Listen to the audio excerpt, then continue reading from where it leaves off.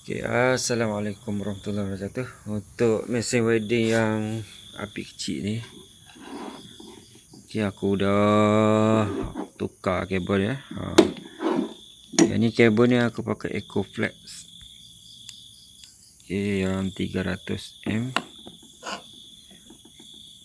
Okay, EcoFlex 300M. Jadi yang ni aku dah tukar dia punya clamp ni. Clamp ni wire tu aku solder terus kat situ. Ini kat solder terus dah. Bahagian soket dia ni aku pun dah tukar. Yang ni dia satu pair lah, male female lah. Okay, male, yang ni dia sekali lah. Okay, dalam ni aku dah ketatkan guna Allen key. Kemudian apa lagi? Okay, kabel MIG ni aku dah tukar baru.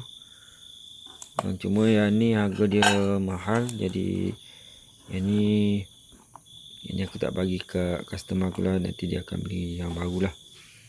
Okay, kemudian yang ni aku dah tukar. Okay, dah tukar baru.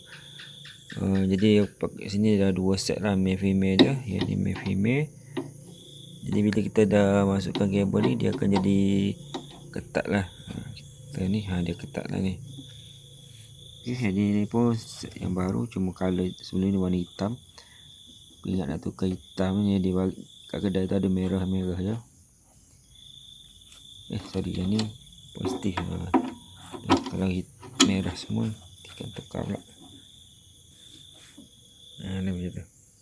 Okay, ni kabel yang untuk clamp je dah.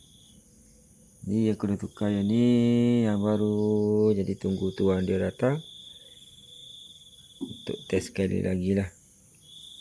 Okay, ni aku nak cari soket lain lah bagi tuan dia. Sebab yang asal tu dah rosak dah. Dah teruk sangat dah. Yang asal tuan dia bawa dengan tape ni. Dia aku akan gantikan yang baru lah. Okay,